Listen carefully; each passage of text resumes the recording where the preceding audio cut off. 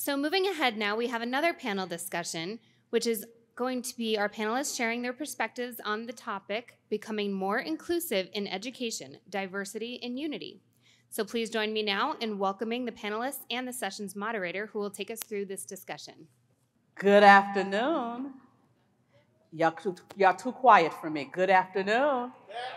There we go. That's what I'm talking about. We have live bodies in the building. And so I am Dr. Sabrina Jackson. They call me the people expert. And they call me the people expert because I help people with people, even if that person is themselves. Because what I say all the time is we think it's somebody else, and it's really us standing in the need of some help. And so as we begin this session today, I want to ask you a question. My question is, when you hear the term diversity, equity, and inclusion, what comes to your mind? And you can just throw out your answers. I can hear you. What comes to your mind when you hear that statement? Everyone. What else? Uh-oh, I didn't hear that because I'm coming down there. Okay, wait a minute. Okay, what did you say? IEP to honors. What else? Underrepresentation. Underrepresentation, that's a good one. Anybody else? What do you think of when you hear the term diversity, equity, and inclusion, specifically in the educational field? But it doesn't just have to be education because we hear it everywhere these days. What comes to mind? Balance. I like that word. Cultural sensitivity. I was hoping someone would say that at some point. What else? Anything else? Cultural responsiveness. What else? Access. That's good. Social justice. Y'all being real kind, because I know sometimes when I hear the term and I see the term or people invite me to speak on the term, people go, I don't want to talk about that. You hear? Band-aids. Putting a Band-aid over the problem. Really not solving the problem, but putting a Band-aid on the problem. What else?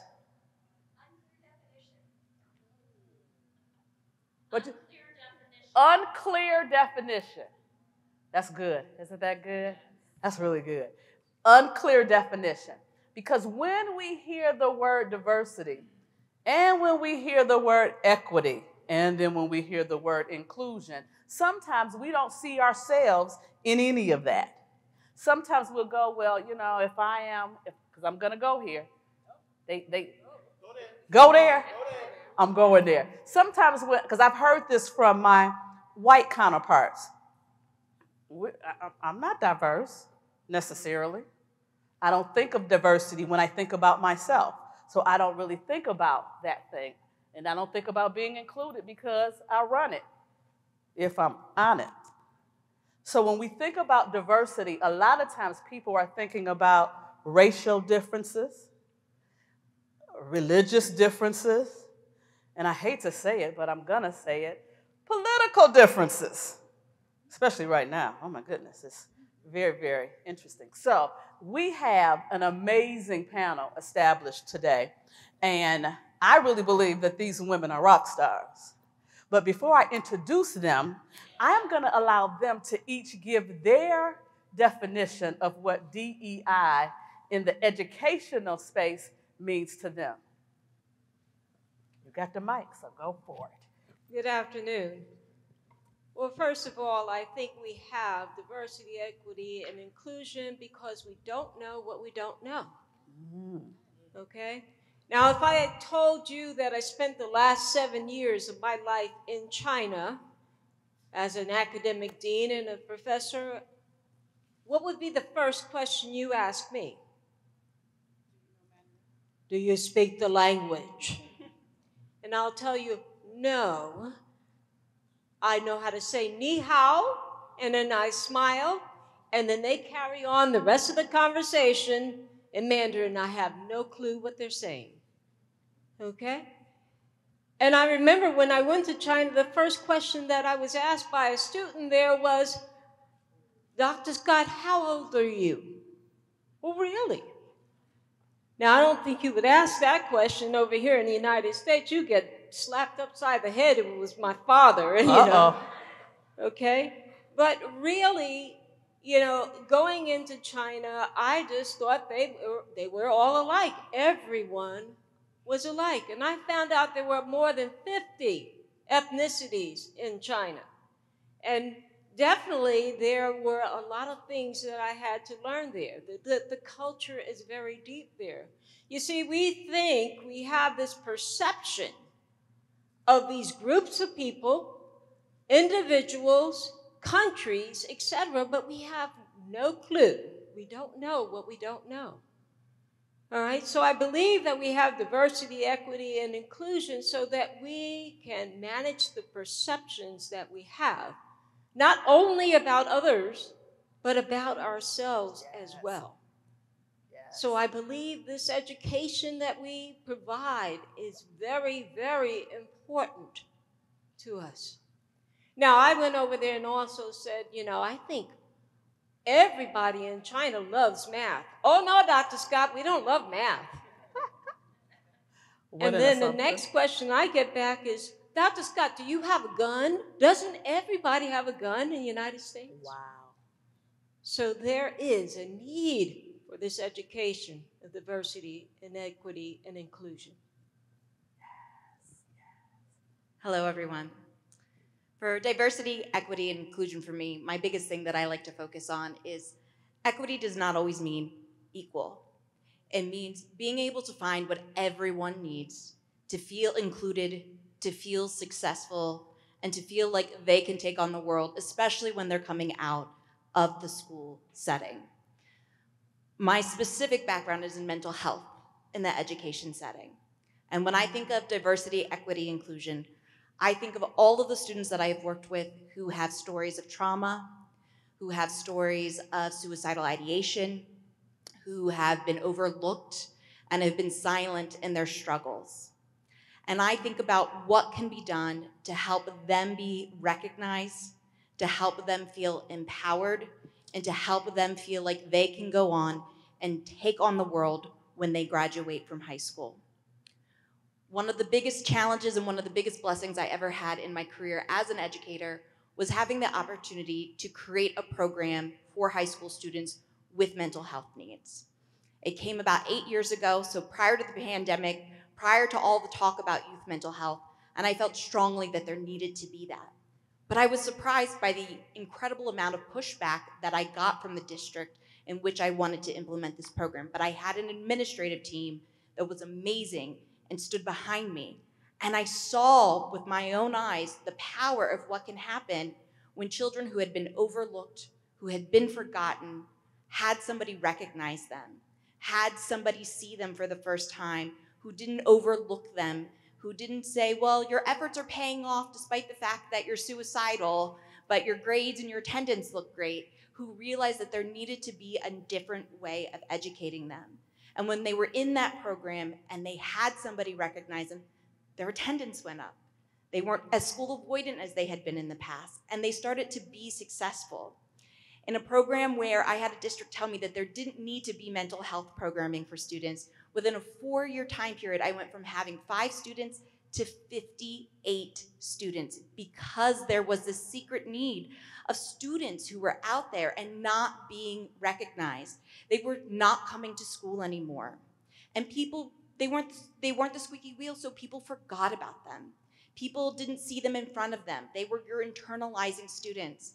And so when I see diversity, equity, inclusion, I think about what do we have to provide to students, to all students, to make sure that they are seen, to make sure that they are heard, and to make sure that they have every opportunity to be successful.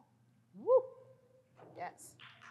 Yes. Yes. Give her a hand. Yes. Well, good afternoon. In order for me to answer this question, I wanted to just have a quick point of reflection on public education in the United States.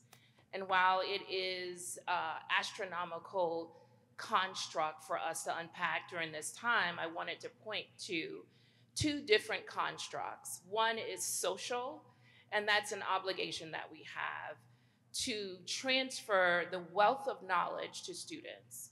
And then the other is professional, to increase learning and student outcomes. Well, ironically, in order for us to achieve those things, they all stand behind the door of diversity, equity, and inclusion. So regardless of what community that you are a part of, so the fortunate thing is that we get to touch both the social and the professional aspects, because we thrive in the academic community, but we live and represent other communities. So it is our obligation to ensure that every single student, and all means all, that doesn't always mean that, right? But we know that all starts with a capital A, and it means all, that every single student should have an education experience that is reflective of their visions, their beliefs, their communities. In order for us to celebrate and elevate their beliefs, their goals, and celebrate them in a way that elevates their community at large, we're going to have to embrace diversity, equity, and inclusion in its fullest extent.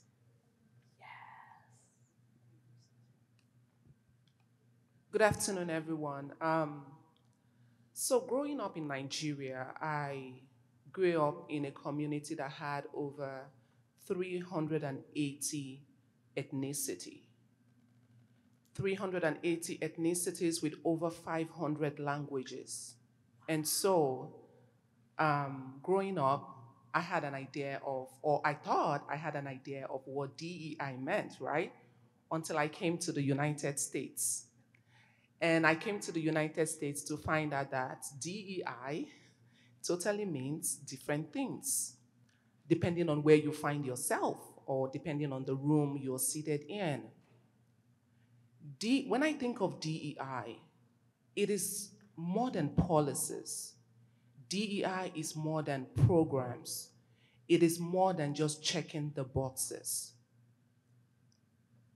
When I think of DEI, I think about a group of students that travel from different parts of the world to come to the United States to get an education. So I'm talking about international students, right? International students today in the US, we have over 220 countries that are represented in the United States. And just a few years ago, just before COVID hit, the international education brought in over 39 billion US dollars. So let's even look at it from all points. Economically, educationally, from a human standpoint, it is important. It is important that we talk about DEI, because when you talk about international students, we lump them into a group, right? We are not all from Africa, right? Africa has 54 countries. So when you see me and you say, hello, Mercy, do you know my friend from Senegal? No, I do not. I do not. I love it. Your friend from Zimbabwe is in the southern part of Africa. I am from Nigeria, the western part of Africa. I do not know your friend. So for me, it opened my eyes to see that there is a dearth of knowledge about what DEI even means. Somebody talked about, us not even having a definition of what that means. For an international student, what does that mean? A student from China comes into your school, they are there. You don't care about their culture, you don't even know them. Are you interested in how they are transitioning from their country into the US? Do you know if they just need extra pepper, salt in their food? Maybe that just gives them a little comfort from the loneliness that they feel from leaving home like 6,000 miles away.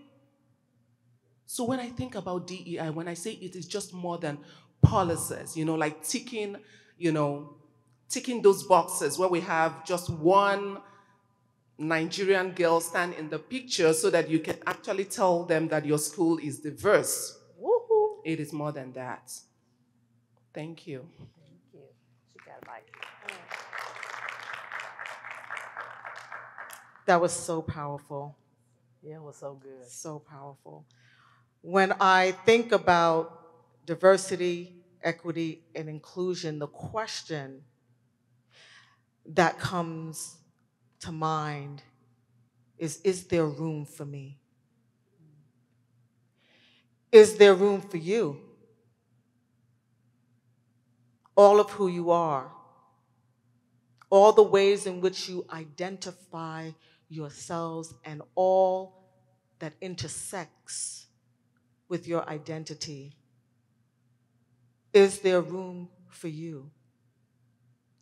There are 61 million individuals that live with a disability in the United States of America. And so when we ask that question, is there room? Is there room for them in our educational system? What are the ways in which we are thinking intentionally and strategically about the integration of universal design for learning? Because we all have different perspectives. We all take information in differently. We learn differently. The places in which we have grown up, the people who have shaped and helped inform our own identities as we've reflected and made some decisions about how we want to show up in the world. The question is, how are we making room for them and all the ways in which they learn? How are we accommodating our students, not just to be compliant and to follow a policy, which is important, but that should not be the starting place. It shouldn't be because you are compelled to by some legislation or some law or some rule. It should be because you are compelled from the core of your being in understanding that we all bring something unique to every space in which we occupy, and therefore should open our hearts and open our minds to listen to every individual that comes with the uniqueness of who they are. And so that is what DEI is for me, not just a cliche. I hope that we're careful that it is not a trend, that it's not a fad, but that it is something that we care deeply about, because each and every one of us matter. And each and every one of us has a right to be heard with everything that we bring to the table. Thank you so much, ladies. I just want to quickly give you what my definition of DEI is. And it's two things. The first thing is that we have diversity within us. And it's based on our character type, our personality type, the way that we're wired. If I'm a person that's very neat and you're a person that's messy, those are differences. And sometimes those differences cause us to clash. So understanding how we're wired and how that wiring shows up in every space that we occupy. But then also being a darker hued girl, I used to think that people would always have me at the table because they wanted the dark-skinned girl at the table. And what I learned is I can't speak for all Black folk, much less all dark-skinned Black folk, because there was a time when I had a staff and we were working with foster children and we were placing foster children. And this particular family was Muslim who lost their children, and they went into a home just because of the look. They wanted to put them in another Black family's home. And every one of those children got sick the next day because the mother of the home that they brought them to was not Muslim, had not been taught about being Muslim, and she cooked everything from the rooter to the tutor.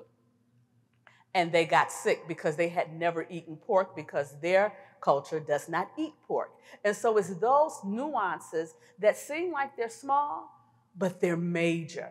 And because they're major, we as the people in the position in the educational system have to take all of that into consideration. And so let me quickly tell you why us. Why were we the people that were asked to be on this panel?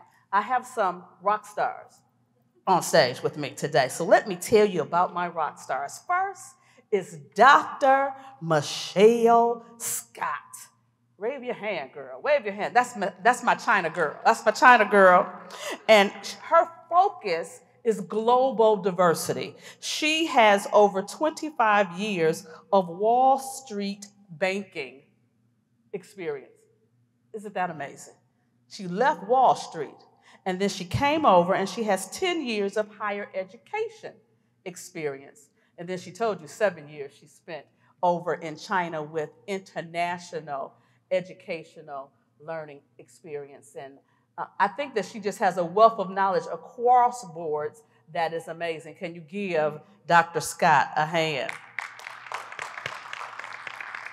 Then I have Dr. Kristen Eccleston.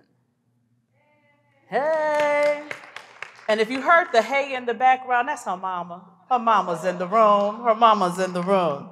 And so Dr. Christine has a specialty, which she said, in mental health, 16 years plus years in education field, and then she speaks about neurodiversity.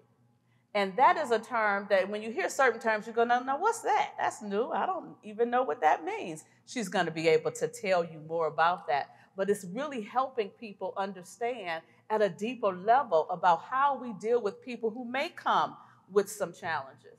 How do we make sure we're including them at the table? Then my sister, Dr. Iris Garner. Woo, woo, woo, woo. 28 years of community development and equity. She has led strategic development of the largest telecom and public library think tank in documented U.S. history. So she's a history maker. Can you give her a round for making history? Oh my goodness, I absolutely love it. And then we have Dr. Mercy. Dr. Mercy, I say mercy, mercy me. It makes me want to sing a song about the mercy, mercy me. But Dr. Mercy, as you know, came from Nigeria. I'm trying to find your thing in my thing, and I don't see. Oh, there you go. Dr. Mercy. Give me the last name again. Umeri. So when I hear that, I think of Mary. Umeri, put that together. But Dr. Umeri is international programming. She has 20 years plus of education, social equity, and HR experience, as well as 15 years of global nonprofit management. She's a trainer and an educator, and then 6 years plus of higher education, online and international education. Oh my goodness, that's amazing. Amazing. And then my new sister. They're all my new sisters. But this one right here, this phenom right here on the end, Dr. Yvette Wilson Barnes. Oh, she's married. That's why she got that hyphenated name. I told you to touch me so I can get some of that. Don't be laughing. It's not that funny that I'm single still. Okay. She has been the dean of students for 13 years at 2 different places. One is a theological school. She was there for 9 years, and then now at a law school in New York for 4 years. Am I correct? All right, I try to do it. And then again, I am Dr. Sabrina Jackson, and I am the people expert, but my background is mental health. I have a degree as a clinical therapist, but I train and teach all over the world, specifically generally in the education as well as corporate places. So McDonald's is a client, Disney is a client, GM is a client. I live in the Motor City, so I happen to like cars and music. It's nothing like music. We made the best right there in Detroit. And so not only are we going to talk about why us, but now we're going to get into the deep of things and tell you why is now so important. So first, I'm going to turn it over to Dr. Garner and then Dr. Eccleston. Yes, thank you so much for the introduction. So I am sold out that data tells us part of the story. So, and not part of the story is critical, but we need the entire story.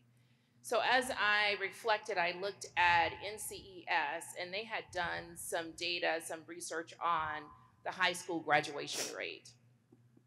So I noticed in 17-18, only 15 districts in our entire country, along with one federal school, had at least one school that had 100% graduation rates.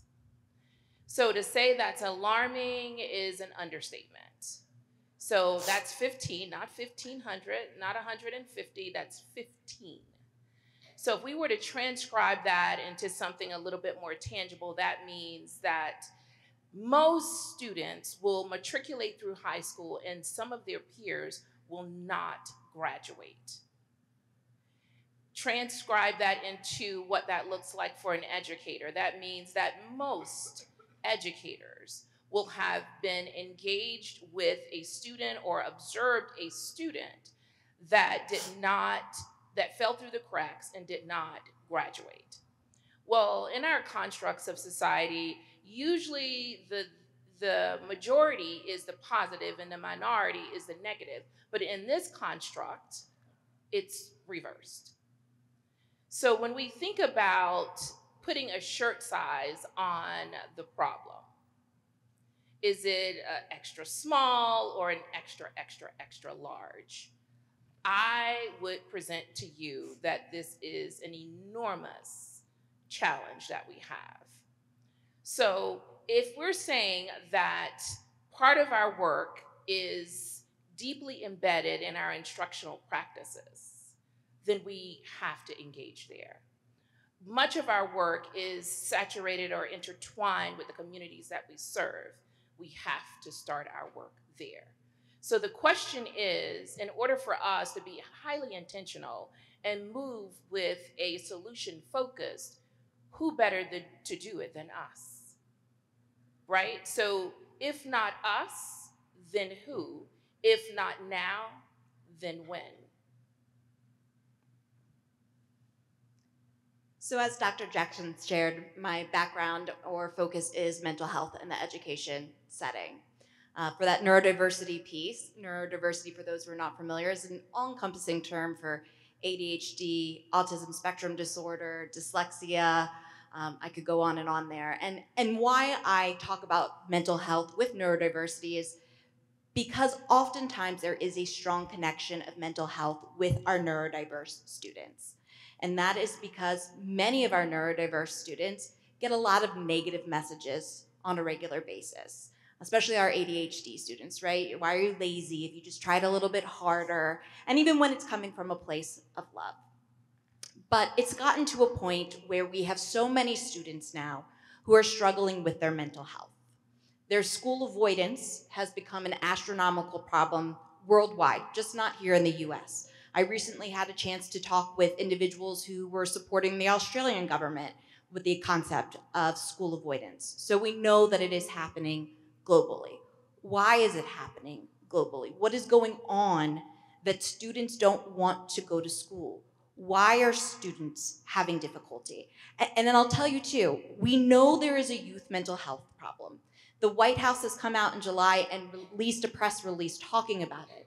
And it's an issue that doesn't look at gender, it doesn't look at race, it doesn't look at socioeconomic status, it impacts all students.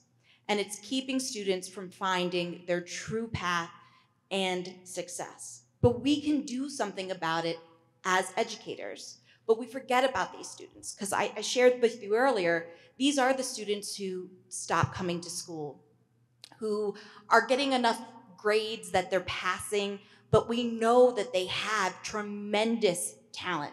The talent to be the individuals who can cure cancer, but they're just getting by. So that doesn't send up red flags. But we should see it as red flags when these kids are just getting by.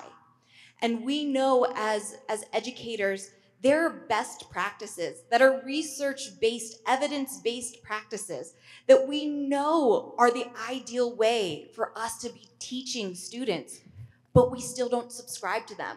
We still subscribe to an operating system that is 200 some years old that is failing students instead of updating practices that we know would be best. And I shared with you that I had an opportunity 8 years ago to create a program for students with mental health needs, and I implemented those best practices. And you know what happened? Attendance went up by 88%. We had students graduate and go off to four-year colleges. We had students graduate and go off to technical schools. We had students out of hospitals and attending school and feeling good about themselves because we took those best practices and we implemented them into a program. And these are things that we can do nationwide. These are things that we can do to support our students now, but oftentimes we don't put the time and effort into these types of programs for students because, again, these are not our squeaky wheel students. These are the ones that stop coming to school. These are the ones who are quiet, who are just getting by, and their grades and their attendance are okay. So our now is the reason why we have to take a look at it. There is a crisis on our hands for students who have mental health needs. And when we start addressing it, we will start having success with students who will come out of school and feel good about themselves and be able to go out into the world and find success instead of spending 10 years trying to discover who they might have been or who they could have been if there had just been people who believed in them or just asked them if they were okay once in a while. So the now for me for diversity, equity, and inclusion is to make sure that all of our students who feel alone, who feel forgotten about, are being included, and we are taking a new look at how to address how we are educating students and making sure that we can start making small changes to make those students feel alive again in the education setting. Let me say this. Another reason that now is so important is not just because mental health is impacting students. Mental health is impacting all of us. There has been a study done by the World Health Organization that said since the pandemic, there has been a tsunami of mental health diagnoses around the world. There are 53 million more diagnoses of depression, and there's 76 million additional diagnoses of anxiety. Now, as a mental health professional who works in the field, I say that that number is probably low because the most people who are having the issues, they're not getting help. They're not going to the therapist. They're not getting assessed because if we're honest with ourselves, we're busy working. And you may look up 3 weeks later and say, you know what, 3 weeks ago I was depressed. So the World Health Organization has put out a blueprint for professionals, for the workplace, so that as an employer, which the educational system is an employer, how do we make sure our teachers are okay? How do we make sure our counselors are okay? How do we make sure our principals are okay? I am from Detroit, Michigan. And in Michigan, we had one of the, and it's in the news, the Oxford shooting. And in that particular community, I heard someone say that these, I think it was in the panel before ours, in these communities, that's not where that happens. They don't do that here. Well, they did. And so we have to be ready for how that impact not just the students, but those teachers who were in that building may have anxiety when it comes to coming back to the building. The principal, I know the superintendent of schools, they've had 2 since that happened, and they can't seem to keep one because there's so many issues that they're dealing with this, the law enforcement and making sure that you're preparing the students. I just remember the day that it happened, one of my clients was texting me before it hit the news that it was happening because her friend was in the building texting her friends. So this whole social media and how it is impacting what we do and how we do, we have to get on top of that, and that's a part of diversity, equity, and inclusion. Do you agree with me? 100%. Yes. Okay, so next, now we talked about why now, so we got lots of reasons why these issues are important now. Now we're going to talk about what do we do now? Where do we go from here? And so we have Dr. Scott is going to talk about that, Dr. Umeri Umeri. And then Dr. Garner. Well, thank you. And one of my grandfather's favorite questions was, where do we go from here? Yes? And so definitely, for me, I first of all think we have to go there. And where is there? So throughout my life, I've been somewhat of a homebody. So you couldn't even get me to travel to Houston to see my brother and his family and stay for more than one night. And I was going back to New Jersey. So for an opportunity for me to go to China, that was totally not in the cards. But you see, and I worked in Wall Street banking, I worked in banking operations, and some of the people call us back office instead of the front office. And so our back office people really didn't have the experience and the exposure of those folks over there at 60 Wall Street. So we had to go there. And for me, it was getting these folks and getting them on a bus, taking them to New York, to Women on Wall Street or whatever we could do, but we had to go there. And then I had to bring the managing directors and the people in the front office to the back office. And that was in New Jersey, in a little place called Totowa, New Jersey, Toto. Okay, but they had to come and they had to experience what was going on so that they could get an assessment, a real assessment of the value of people in operations. Yes? Okay? So, we talk a lot about other countries. We see a lot in social media today about other countries and what's happening in them. And people ask me a lot of questions about what's going on in China. Were you in isolation in China? Yes, for 6 weeks. When I went back there, I wanted to jump out the window because basically we were in isolations because of COVID. But I realize that people don't know because they haven't been there. Yes? And other examples I have of that, smaller examples you might think of, is that I did a lot of work after leaving Wall Street, and I said, well, I want to get out there and have an influence and impact on more people.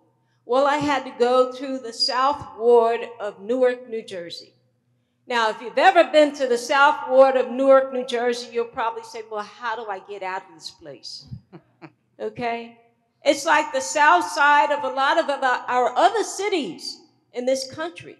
But I had to go there and see how the people live. I had to go there and see what could I do to help the people there.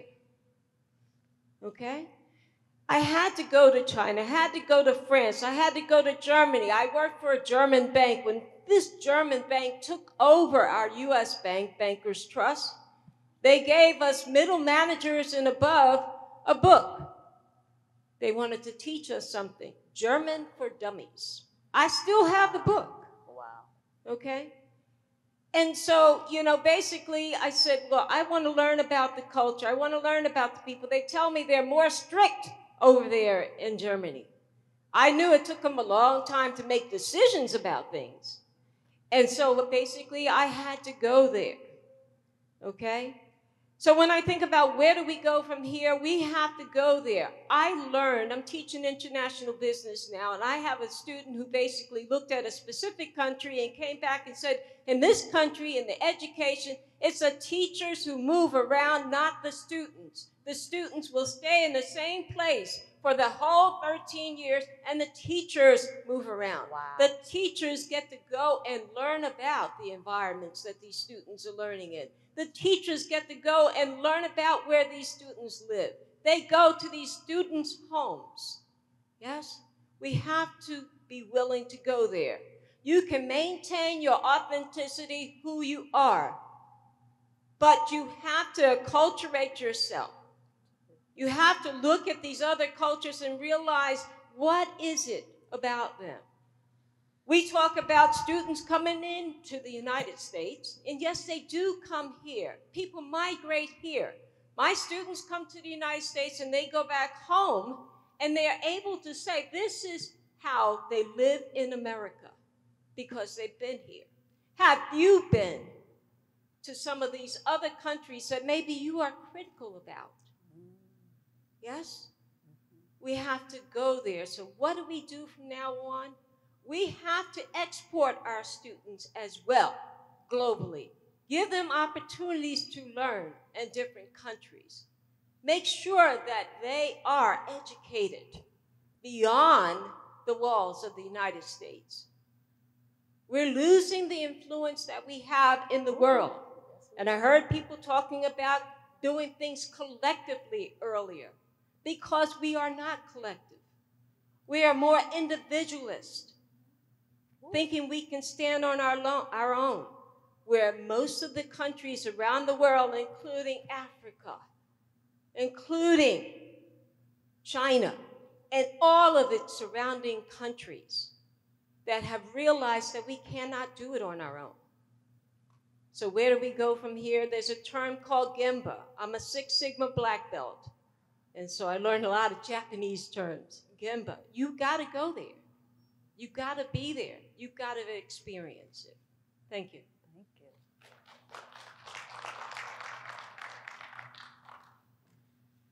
So I teach in a predominantly white institution, and the program where I am in, the Masters in Public Administration program, have been in existence for 50 years. So we celebrated our 50th year this year. And when I came into the program, one of the things that shocked me was that DEI was not taught, not as an elective, was not in any core course. It was not even, it was not a thing. 50 years of training managers, city, county managers, nonprofit executives. They graduate from our programs and they did not know anything about DEI. So, the question, where do we go from here?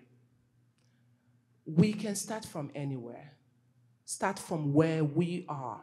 And the first thing is to be vulnerable enough to begin to have those conversations. Because one of the first things I did, which is why so many of us are on this panel, beyond just complaining and talking about how things don't work, we have to put in the work. So one of the things I did was, okay, chairperson, ma'am, can we have a talk? Is there a way we can even introduce DEI into our courses? Now, I'm not even talking about making it a core, like a full-blown core subject. Can we just include it as a module in our courses where we can teach, beyond the protected class of, gender, race? Can we teach other things? Can we teach diversity in all its entirety? And because I have the opportunity to teach the HR class, the Human Resources in Public and Nonprofit Organization, I said, Mercy is going to start from you. And so I introduced the module in my own course. I got the approval and we started that. And we started the conversation about how can we include this in other courses? Like, you cannot do away with this. I mean, think about any topic in policy: housing, transportation, city planning. How do we not even talk about DEI? How are we not talking about communities that have been disproportionately affected by our policies? And we're training managers, like, seriously, for 50 years? Seriously? So when we say, where do we go from here? I'm giving this example not to disparage my program, because I'm so grateful for the chair that we have, willing to listen, and not just listen, but also willing to do something about it. We need to start having those conversations. And don't say it's too late. Start from where you are. Be vulnerable enough. Sometimes some of us have to bear the burden. It's painful, yes, but we have to bear the burden. Sometimes I'm the only black person in the room, and I'm like, why is this DEI burden always on me? Like, there is a framework, and everybody says, Dr. Umeri, you should create a framework for DEI. No. So beyond having those conversations, I also think we can begin to talk to allies. We have people who are allies. So what do? I bring in subject matter experts and practitioners into my class to talk about DEI. So it's not just this black professor talking about DEI. I'm also bringing in my white friends because they are my allies. These are people who believe truly in DEI, not just as a compliance topic, but they truly believe in it. So I bring them to class to talk about it. How are they dealing with differences in their workplaces? How are they dealing with, when we talk about DEI, look at the workforce, for instance. In another 7 years, we're going to lose all the baby boomers. What are we doing with that, all that knowledge? How are we transferring the knowledge to the current generation of people? How are we ensuring that we have the younger ones coming into the workforce, talking about whether it's remote work, flexibility of work, and all of that? So it's huge. It's not just race. It's not just gender.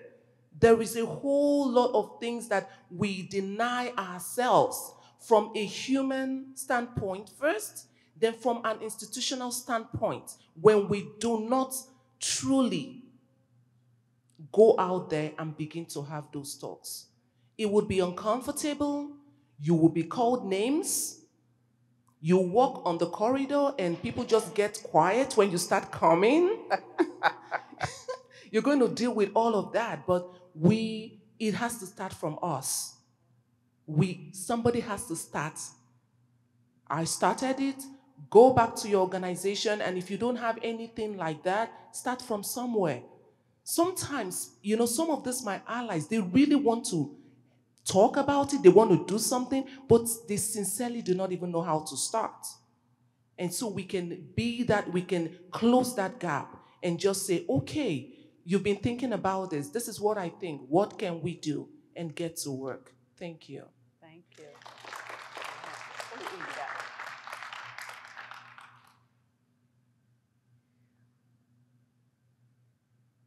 Opening up something that I want to share with you as, we talk about where do we go from here. I think it's important to know why we aren't there yet. And so I wanted to share a resource with you. It is a book actually entitled, Why Aren't We There Yet? And it was written by the authors, Mueller is their last name, Mueller, and Broidos, Broido. And they talked about how the definition of diversity has evolved between the 1960s and the 1990s. Now, they wrote this book in 2012. And what they said was that, right, during the civil rights movement in the 1960s, that the focus was on increasing difference. It was focused on numbers, the number of those who were disenfranchised and marginalized having access to education and trying to increase those numbers. They then said that in the 1970s, it shifted from increasing difference to responding to difference and looking at the student experience, how they found themselves in a space of belonging or not in the institutions of learning. In the 1980s, it shifted to incorporating difference and learning about difference. And so for an entire decade, their research revealed that that was the focus. In the 1990s, we focused on understanding the complexity of difference and acknowledging the power in difference. And then it stops right there. Wow. Arrested development. We're now in 2022, about to approach 2023, and we're stuck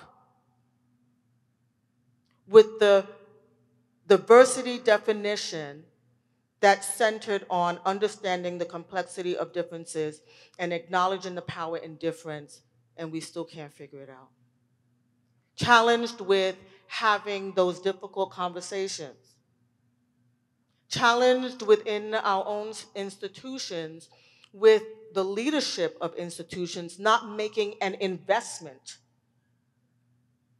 a commitment and an investment in dollars to provide resources to our staff so that they can provide the resources to our students. I always say that if the staff don't get what they need, the students can't get what they need. And so we've got to interrogate what we're doing and the intentions behind why we are doing what we are doing, that we are not furthering this work. This is why I said earlier that we have to really be mindful that this is not a fad. That we're not just throwing these words around about diversity, equity, and inclusion and belonging as a cliche. And find ourselves really embodying this work. And so, as my sisters have shared, you start wherever you are. But the starting place has to be inclusive of conversation and very difficult and challenging conversations. And it also means that that work includes advocacy. Advocacy from the space in which you occupy within your institutions. And if you are leading from the center, lead from the center and lead up.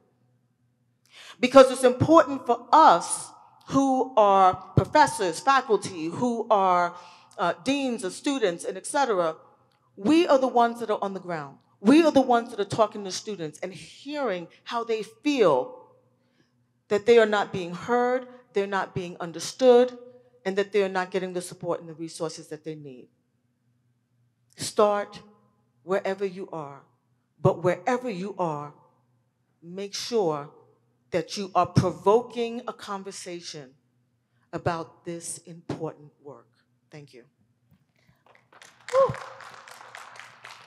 I want to open it up for questions because we have the dream team up here, and if you have experts, then you might as well get your questions in when you can.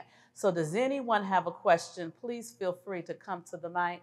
And if you don't come and ask a question, I'm the type of moderator, I'll come get you and tell you, you look like you got a question on your face. You just look like it. You look like it. You look like it. And so I think this is another reason why this is such a difficult conversation. People don't want to say, and they don't want to talk about this issue. But it is something that we absolutely have to talk about. So I'm going to wait patiently for a question. Thank you. Come to the mic, please. Thank you. I told you somebody would come to. Hi, that was great. And personally, I'm developing a curriculum framework. And the first strand is culture and identity. It's not an add-on. It's not an extracurricular. It's not after school.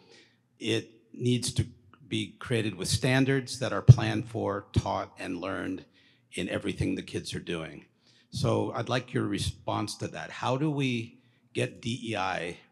I spoke at a conference of DEI coordinators, a very frustrating job, feel very isolated. And we talked about how their role could be as more of a curriculum coordinator than a DEI coordinator. So what's your feeling about how do we get DEI into the classrooms, into the curriculum, into the program, into the novels, into everything that they do versus stop, it's time for DEI? Oh, I love that. Stop, it's time for DEI. What do you think? Well, I'll start. That's an excellent question. And part of what we do, and we do well as educators, is creating a plan. And I think this is an opportunity for us to advocate for this work to be a part of the curriculum, a part of assessment. We know that if it's part of the assessment, then it's part of the curriculum, because unfortunately, that's how we drive. There's an accountability metric that's tied to everything in public education. So our efforts around creating a plan, making sure that we have a clear assessment of what we need and where they are, and driving forth with a very intentional, collaborative team to drive forth. And we want to make certain, and don't miss this part, that it is representative of the communities that we serve. One concept that I really like talking about when it comes to DEI and embedding into a curriculum is the idea of a growth mindset. Because I feel like there's so many places that you can come from when you're doing that. We talk about, I'm going to get the nerdy brain science in me for a second, that the concept of personal biases. We all have personal biases no matter where we are, where we've come from. Every life experience that we've ever had has led us to have personal biases. And most of the time when we get stuck, and I think every single person in here has probably been in an argument before where you get so frustrated because that person is just not seeing eye to eye with you, and it becomes a frustration, but it doesn't have to be. And this is where I think it can come into that curriculum, is really trying to help kids understand the root cause of why they feel a certain way, where those personal biases come from, helping them to learn that empathy and putting themselves in other people's shoes, perspectives, and opening their eyes to it, and really coming at DEI from a growth mindset perspective. I really feel like has a lot of opportunities for students to better understand where other students are coming from, what their experiences have meant to them, and how they have impacted their life. I just want to just respond just really quickly. I want to lift up Dickinson Law School in Pennsylvania.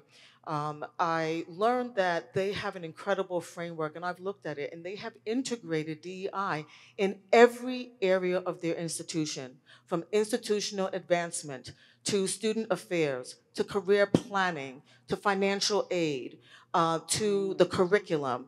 They have created a strategic plan that intentionally places DEI at the center of everybody in that institution's work, and the faculty voted on it. And it is so integrated into their institutional infrastructure that even if their dean left the school tomorrow, it would be very difficult to untangle the work that they have done because everybody has declared a commitment to the work. Thank you so very much for the question. I really hate, but they just told me that our time is done. So could you please give this amazing panel, this iconic group of women, a hand? And if you have information questions, our information is in the book, right? All righty, thank you. Take care.